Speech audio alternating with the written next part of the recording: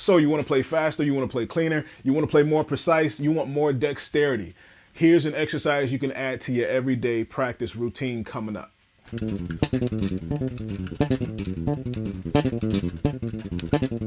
All right, guys, you already know Daric here from DaricBennett.com, coming to you with a quick exercise. All right, I talked about dexterity, being clean, being fast. Here's an exercise I actually stole from one of my buddies, one of my good friends, Robert Bubby Lewis. If you don't know who he is, type his name in anywhere. Amazing, amazing, amazing bass player.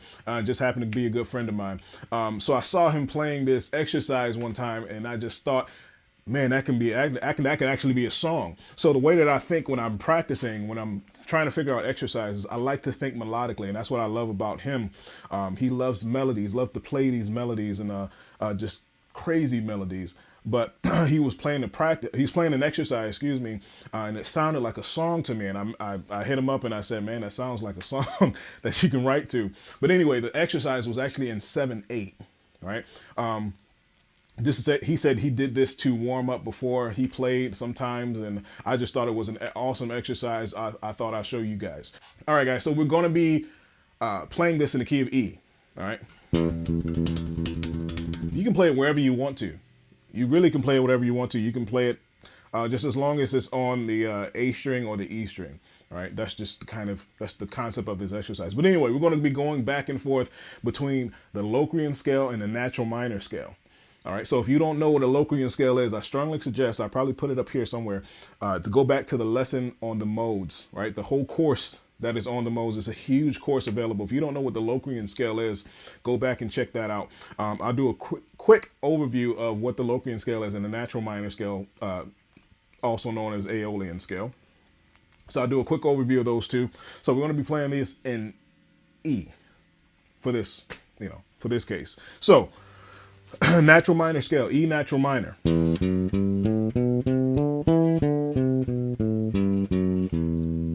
right, not going to spend too much time on that. If you don't know that one, go, like I said, go check it out and get yourself familiar with it. But anyway, so now we're going to stay right there and play the E Locrian scale. All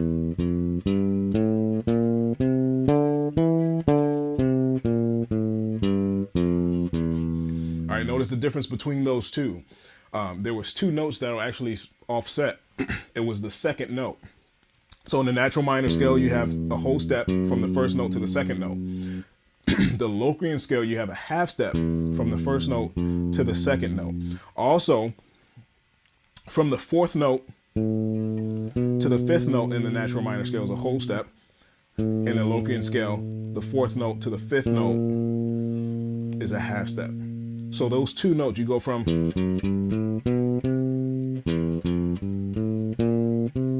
all right, then the rest are the same. The rest of the notes are the same.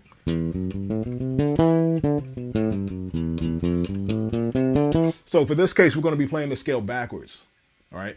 What he was doing is playing in 7/8. So as you can see, I'm playing a total of 8 different notes, 8 quarter notes. 2, 3, 4, 5, 6, 7, 8. Sorry, so we're not going to be playing that. We're going to be playing it as if we're in 7/8. All right. Each note gets its own beat, right? So we're going to be playing quarter notes. 7 quarter notes go within that measure. All right. So we're going to be playing every single quarter note. So we have to leave one of these notes out, right? But the difference is we're going to be playing these descending and not ascending. So we're going to start on the 7th note and then play it backwards. All right. So for the natural minor scale, all right, we're going to be starting on that 7th note. We're going to be starting on the D. All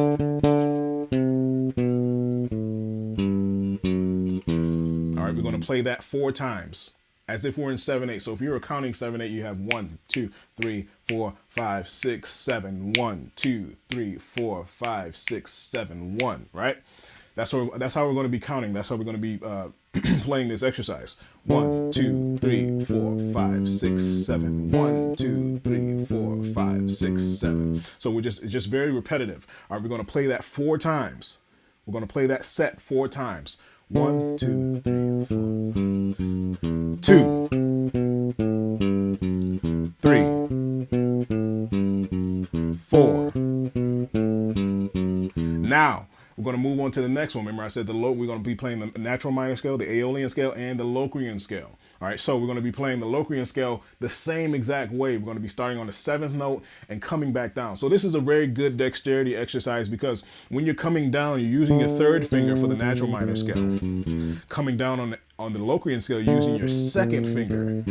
So your mind has to constantly switch. All right, whenever you switch that scale, your mind and your brain and your fingers have to kind of go along with each other and cooperate with each other to try to figure out, okay, now I'm using my 2nd finger now. Okay, now this scale, now I'm using my 3rd finger now. So, excuse me, on top of it being a good exercise for your hands and for your fingers and for dexterity, it's a good exercise mentally. All right, you really have to keep track of where you are. So for the Locrian scale, we're going to go backwards. Like I said, starting on the 7th note, starting on the D, which happens to be the same 7th note as the natural minor scale. So we're playing D. 2nd finger this time going down. All right, so we have the same amount of notes. 1, 2, 3, 4, 5, 6, 7. 1, 2, 3, 4, 5, 6, 7. 1, 2, 3, 4, 5, 6, 7. 1, 2, 3, 4, 5, 6, 7. All right, so we're going to do that 4 times. We're going to do that set 4 times. So when I heard Bubby playing this, I immediately heard the chords on top of it. I heard a natural minor chord. It can be a E minor 7 chord, or on top of the E natural minor, or the E Locrian. I heard a minor 7 flat 5 chord on top of that. So when he played it, this song was almost playing in my head, or this melody was playing in my head. That's why I loved it so much. I can relate it to practicing and playing a melody with an exercise, right? I love adding melodic exercises to my playing. It just makes sense to me. So let's play it again. Let me show you the whole thing in real time. So 1, 2, 3, 4, 5, 6, 7. 1, 2, 3, 4, 5, 6, 7. 1, 2, 3, 4.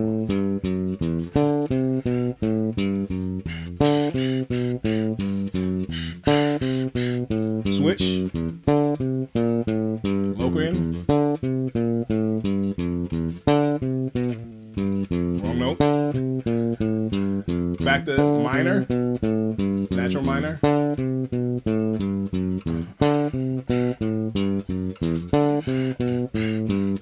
Locrian. Switch. 2nd finger.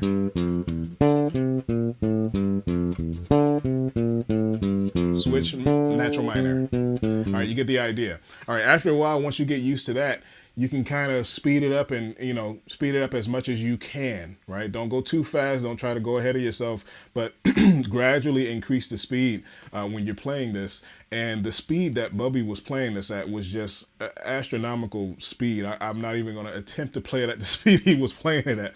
But in order to get that clean, and play that exercise and execute it the right way and have every single note come out, because the two scales are very similar. All right, they both have a minor sound because of that minor 3rd, right? That's the first thing we can kind of differentiate between the two, or compare between the two. They both have that minor 3rd from the E to the G, right? But anyway, they both have that minor sound. So playing them pretty fast and pretty quick, it's hard to tell what's different about them.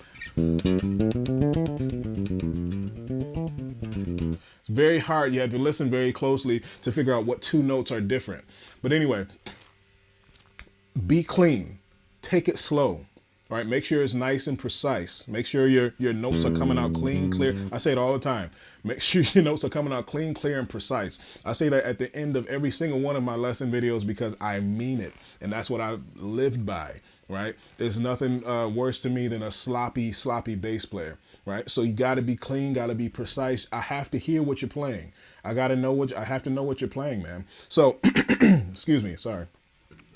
So being precise, being clean, making sure you're executing those notes perfectly in the right way, you can increase the speed and maintain your precision at the same time, right? So 1, 2, 3, 4, 5, 6, 7. 1, 2, 3, 4, 5, 6, 7.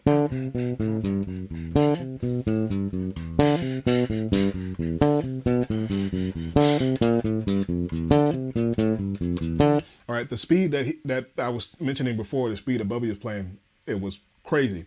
But playing at that speed is probably maybe 5 times that speed, right? But increase the speed, challenge yourself, right? I get questions all the time of how long should I practice? or when should I stop, or how do I know when I got to this place, or when I'm practicing an exercise, how long should I practice it? Practice it when you know you're being productive, and you know you've gained some type of success as far as completing the exercise, or even just kind of increasing it, but maintaining that precision and that cleanliness, right? So you can speed it up as much as you want.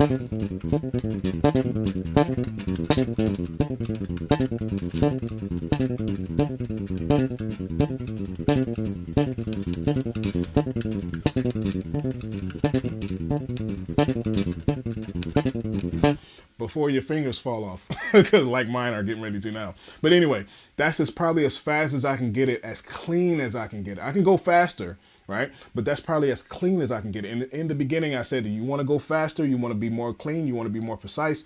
These exercises will help you, right? But you have to maintain the precision. You have to maintain that. All right. Don't go fast. Anybody can go fast like that. But to maintain your precision, I think that's just the theme of this whole entire thing. But that's just a quick exercise that you guys can add to your everyday playing. I do it now. Once I heard Bubby doing it, I'm adding it to my exercise routine. That's the whole part of the game too.